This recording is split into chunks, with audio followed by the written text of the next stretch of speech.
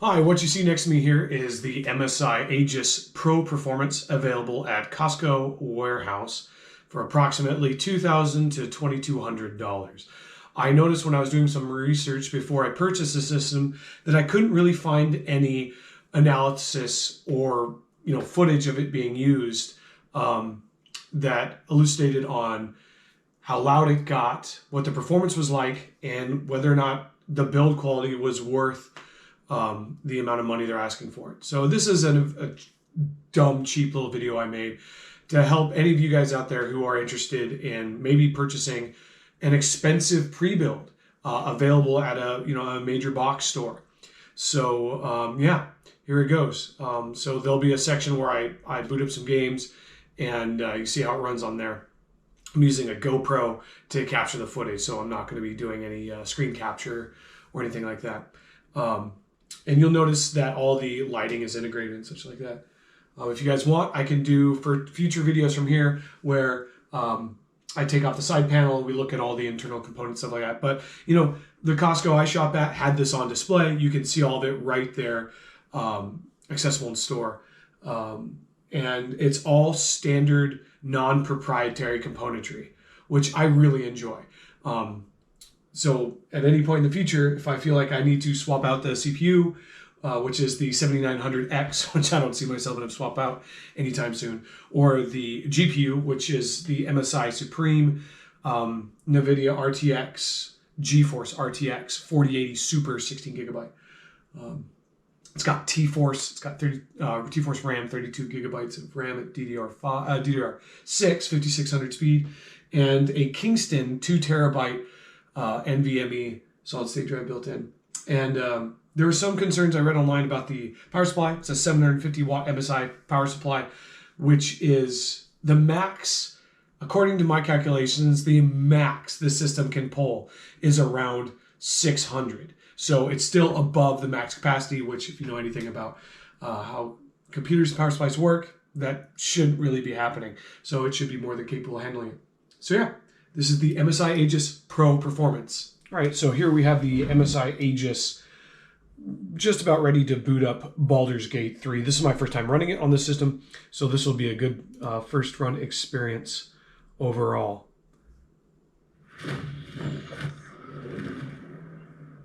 As you can see, I'm using the Razer Chroma software, so it has a fully integrated lighting other than the table, which also I got at Costco. This is the DPS gaming table they sell there. It's independently controlled, so I can change it with a remote control I have here and match it with the red. So slight noise uptick from the cooling system in the computer.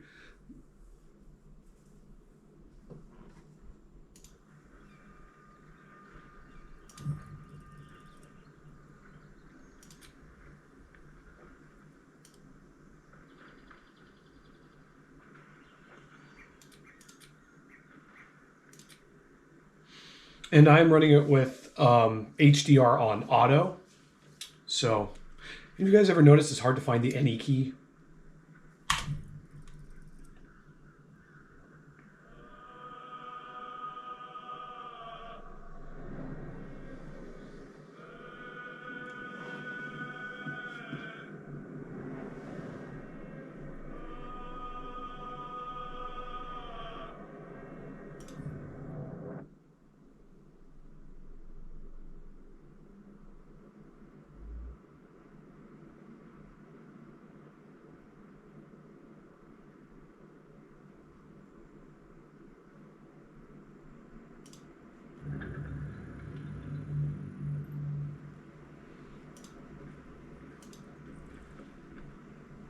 Alrighty, so here we are. Let's see, we'll just bring up. So we're getting about 164 frames per second, 165 frames per second. GPU is running about 85%, around 80%. CPUs are in the 30%.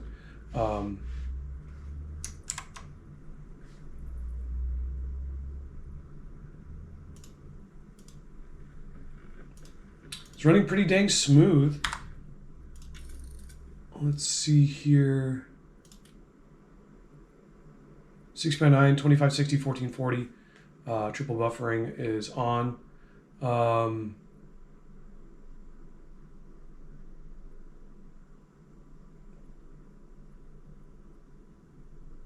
So you have options for DLSS.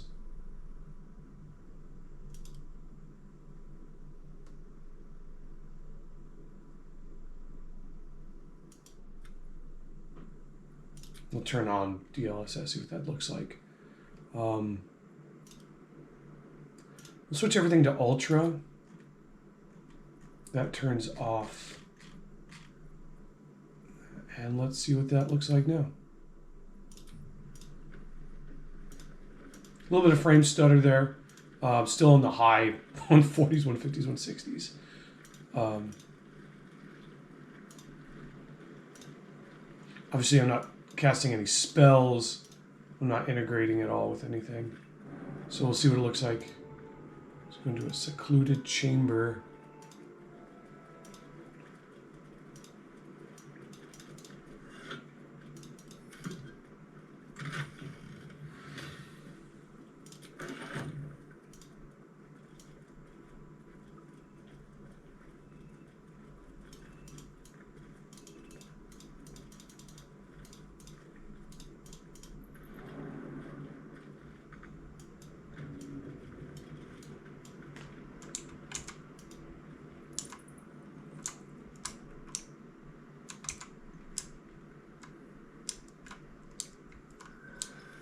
So even while radically moving around the map, still getting great stability in frame rates. Looks great.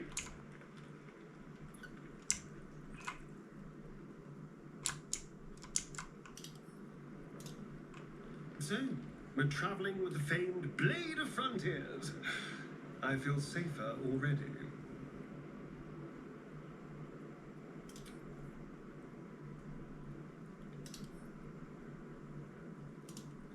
So we'll just, oops.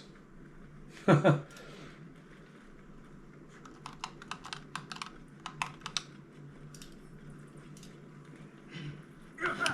damned idiot. Yeah, careful. I've only got one good eye left.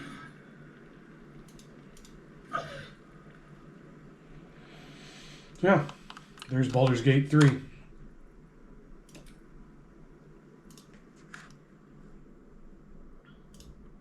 And the light integration is great. The system's running stable.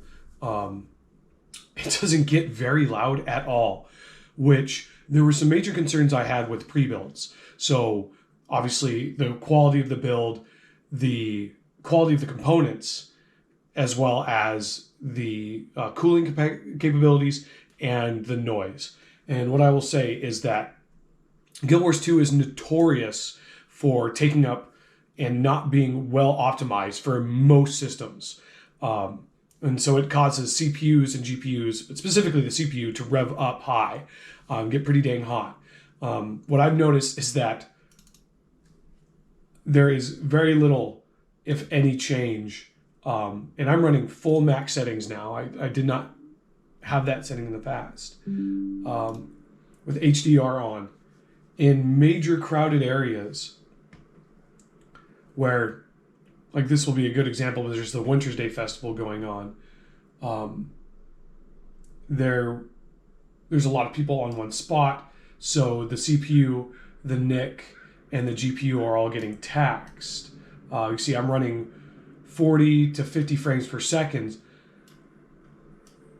but this is with max settings and showing everybody in what everybody's wearing at max. So, and drop down to 30s, which, I mean, for an MMO, especially Guild Wars 2, this is great. It's smooth, it looks good, it's stylized well. Whereas on my other system, I would be getting a lot of frame losses and jitteriness and dropping of frames. If we jump into some of the older map areas, so let's say, like, let's go into World versus World. We should see a more stable and a higher frame rate because there's less people around.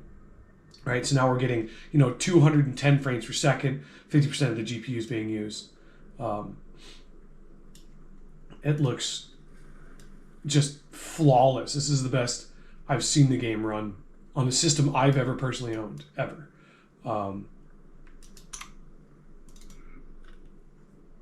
Here's another high occupancy area. So Armistice Bastion, there should be a lot of players logged in here. So you should see, once again, more taxing on the system. But you notice it's not getting any louder. Not by a significant amount. And it's also, those of you who have sense of hearing, you'll notice that different systems have a different frequency of fan noise to them, be it a higher or lower tone. This system stays in the very low tones, which I like. For me, that's just much more withstandable. And then, great example of what a system can do in an MMO setting was also obviously the main hub city. So here we go with Lion's Arch, which is the first time I've loaded up Lion's Arch in the system. It was dang near instantaneous, so it's great. Looks good. We'll load into one of the new maps here. We'll go to my homestead, and from there we'll load into the Janthier Wilds expansion.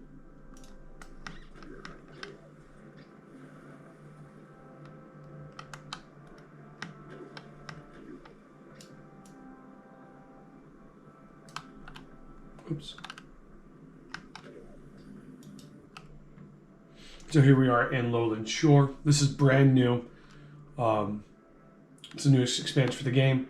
So it should be pretty crowded in spots and have, and because of that, you'll see a lower frame rate because there's more system taxing, but more going through bandwidth as well over the internet connection. So, still getting very stable playing experience.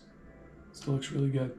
Obviously, the game's not optimized very well, and so that's a critical concern there. And then we can check out Path of Exile 2.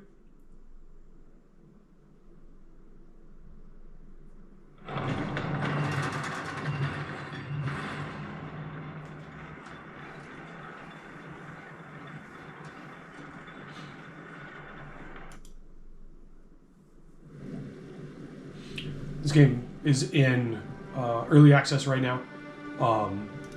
Obviously just came out. I haven't played very much of it. I'm really enjoying it. It's an absolutely beautiful game. The gameplay is phenomenal.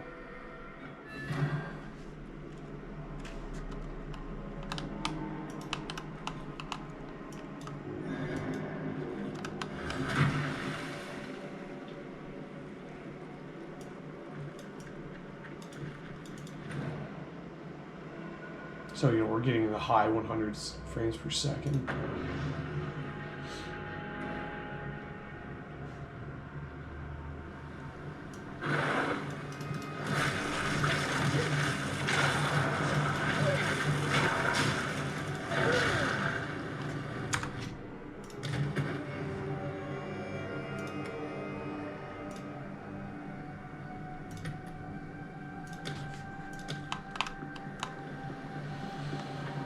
Yeah, 130 frames per second. GPU is almost fully utilized. CPU is barely utilized. It's running quite smooth. You can see all the different bloom effects and everything going on quite well. So I have to say, I'm rather impressed.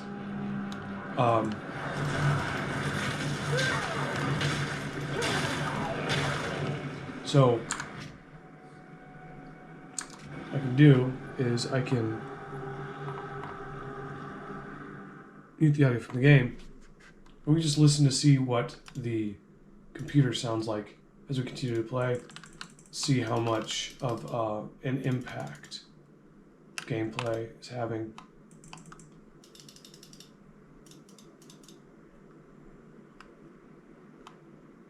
On the noise, which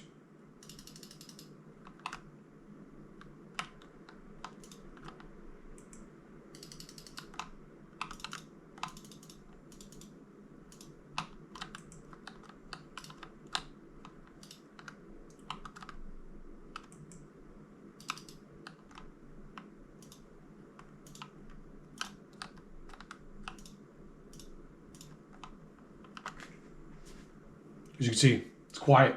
It's very quiet. I have to say, very impressed. It's easily one of the best systems I have ever seen as far as pre-builds go from a big box retailer like Costco. Now, I took every component that it showed it had available and broke it down and to per item cost to see how much it would cost me to build this same exact system using the cheapest prices I could find each component online. And the cheapest I could build the system was around $3,000. That's including the case, every individual component, and the operating system, not including shipping. So obviously, if I had to have it all shipped, it would go up in price. Right, like I said, right now, this is available at Costco. Typically $2,200. It's on sale for $2,000. According to my research, the 4080 Super 16 gigabyte by MSI, the Supreme that's built into the system, alone is worth between $1,200 to $1,500. So I would say it's really worth it, bang for your buck wise. I have no major complaints. Of course, with any PC setup, getting all the components to work, in tandem with what all my peripherals, how I want it to look and interact, takes some time. Updating it takes some time. If you don't have that know-how, it could be frustrating. It's not as easy as a console. However, I have to say, for a system straight out of the box, it was plug and play. It had a great set of instructions with it in regards to taking off the panel, removing everything, make sure it's all in place and ready to run. And the only thing that took time was downloading the games. And I'm running off of a Wi-Fi connection, so it did that phenomenally. The Wi-Fi card built in with the magnetic antenna, as you see up there, it comes with, is fantastic. So it's got tons of I/O input/output. I wish it had more USB-C. So one issue I have with it, it just has one USB-C up here on the top. That's it. So I'm having to use which you can't see because it's hidden in under parts of the desk, a USB-A to USB-C dongle in order to plug in some of the components I have. So yeah, this is the MSI Aegis Pro Performance that's available at Costco warehouse. So yeah, thanks for watching.